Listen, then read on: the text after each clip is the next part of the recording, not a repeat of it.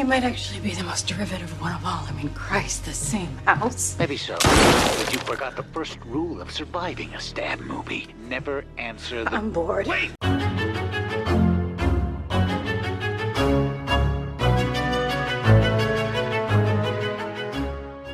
And welcome back to Horror Queers. It's YouTube, so you can see us. I'm Joe. And I'm Trace, and we are discussing some indie horror films that are coming out in November, this month, that we are really looking forward to, or at least intrigued by. Yeah, I feel like really looking forward to is maybe overemphasizing some of these picks because, folks, November is a dry month. It's a very dry month. I was surprised we managed to cobble together 3 apiece, but you know what? We did it, and we're going to see how these turn out. Yeah, exactly. So why don't I kick us off? My first film is a movie called Deadland. It's out on VOD as of November 3rd. And the logline is, after covering up the murder of an undocumented migrant, a U.S. Border Patrol agent is haunted by the victim's spirit and must confront the sins of his past. Mm-hmm. Yeah, this looks very hot. It looks very topical. You know, we've got some sort of generic ghost haunting-y stuff, which I was less interested in than the sort of like, ooh, these are government agents who are abusing their power. And right. It's about a topic that unfortunately is still very, very relevant. Yeah, I do wonder how much of this is going to be like the split between like the horror and more like suspense or even drama genres. I think this looks very interesting, and I agree, it looks very topical. So I'm always here for that. But I do think it's gonna be one of those ones where it's like there's a dash of horror in there, but it's not like full-fledged horror from beginning to end. Yeah, or even just like I'm having a lot of nightmares about this guy. Yes, very much so. But you know what? There's no time like the present to be talking about immigration law. Oh boy, yeah. So that's my first pick, Deadland. Well, my first pick, I actually am really looking forward to this one. So mine is a Norwegian film called Project Z. And this is on VOD as of November 3rd. But in this, a group of film students take 3 out-of-work actors to an old motel in the mountains to make zombie films. And when a mysterious asteroid crashes nearby, strange things begin to happen, blurring the line between fiction and reality. And with this one, it was interesting when the trailer started. I was like, this kind of reminds me of One Cut of the Dead, you know, like, oh, it's like a zombie comedy kind of thing, but it's not found footage. But then we get what looks like an alien invasion film with the glimpses we get in this trailer look like some really cool creature effects, like spider suction cup things almost. Yeah, good effects, but also the humor looks like it's actually landing. Like this looked amusing to the point where I thought, yeah, you know, I would definitely hit play on this. Yeah, I think I maybe like shot my load a little bit early, but this is the one I'm looking forward to the most out of our entire pick. Okay, yeah, starting the month off strong. Yeah. What's next?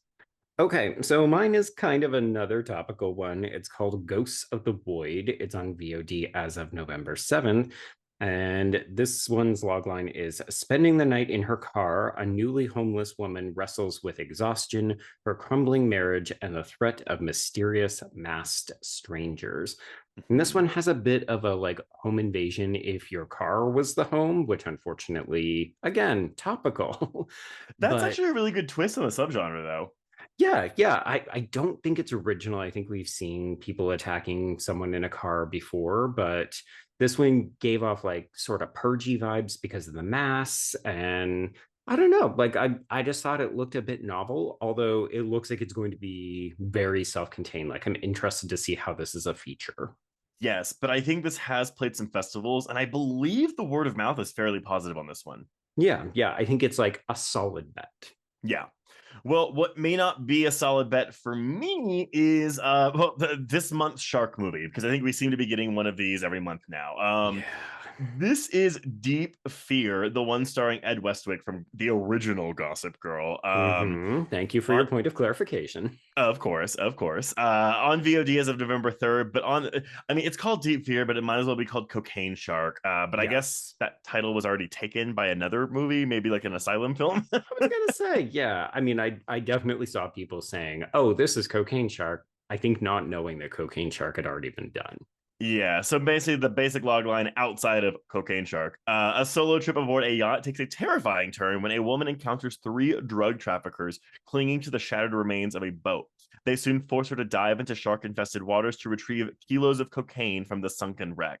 I will say that the brief bit of shark footage we have in this trailer, I think the shark looks pretty good. Although there is a Okay. really, really, really quick shot where you see it jumping out of the water where I was like, oh, Oh no. that's why we have a split second shot, not a full shot of this shark. Hmm. I mean, look, I don't think this looks particularly good, but it's a shark No. on cocaine, so why not?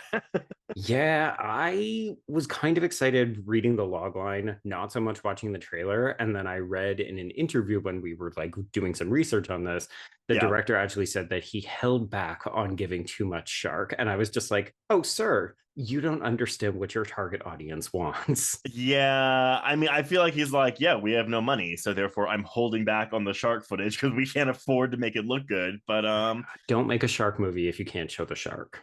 You're well, not that's the thing. Jaws. That's the thing, though. We're having so many of the shark movies come up, but they're all like bare bones, no Yes. budget.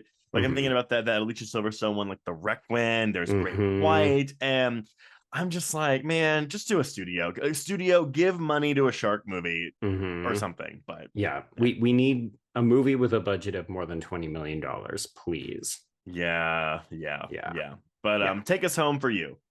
Okay, so my final one is a Canadian movie called Wintertide. Hmm. This one looks like it could be really interesting or it could be really slow and very boring. It is out on Amazon as of November 14th, and it is about Beth, a volunteer watch person of an isolated northern city who is battling a plague of depression that transforms the few remaining residents into empty, zombie like automatons. This gave off, I don't know if you agree with this, but it gave off Pontypool vibes for me. Okay, I mean, it's another Canadian sort of zombie-ish film, Hmm. so I can definitely get that. This also reminded me of another title we talked about earlier this year. It was a low budget one where it was like people were sleep deprived and they ended up like holing up in a house, and then people were trying to break into the house. Cannot remember the title of that one. I don't remember that at all. You know what? That's why we do this, folks. Go back like 2 months, I'm gonna say. But Okay. I don't know. Like this one, I feel like it has a really good atmosphere. Like it was clearly shot, I think, in Alberta. So this is around where I grew up. But Okay. it's like vast prairie lands and wintertime. It just looks very desolate and bleak. And I think there's a lot of atmosphere. Whether or not there's a good story here is kind of my big question mark. Right. And that's I feel like that's something we come across a lot when we're discussing the films in this YouTube series in particular, because they're all like lower budget indie Yeah. type films. Yeah, yeah, because folks sometimes seem to be missing the point, or we have not clarified properly enough. Like, we're not talking about Eli Ross Thanksgiving, which is obviously the big horror title for the month, because everybody already knows about that. Yeah. I mean, I didn't know half the films we're talking about today. So I know. That's why we research it for you folks. absolutely. Well, the last entry is actually a film. My last entry is actually a film that I have seen. I think you've seen this one too, but I have. I have to confess, I'm not sure my sources here. I'm seeing VOD on November 29th. This might just be VOD internationally. So anyone Okay. that's not in the States or Canada, you might be getting this. I hope we do. I think this is a solid film, but I'm talking about The Deep Dark, which it looks like its French title it's going with is The Miners. So Okay. one or the other. This in this film, miners are forced to take a professor underground with them to take samples for his measurements. After a landslide prevents them from going back up, they discover a crypt from another time, unknowingly waking up a bloodthirsty creature.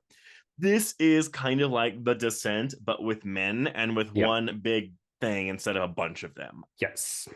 I like this movie. I don't love this movie. I think there's some really good practical effects here, but the director just have an issue maintaining tension throughout the film's runtime.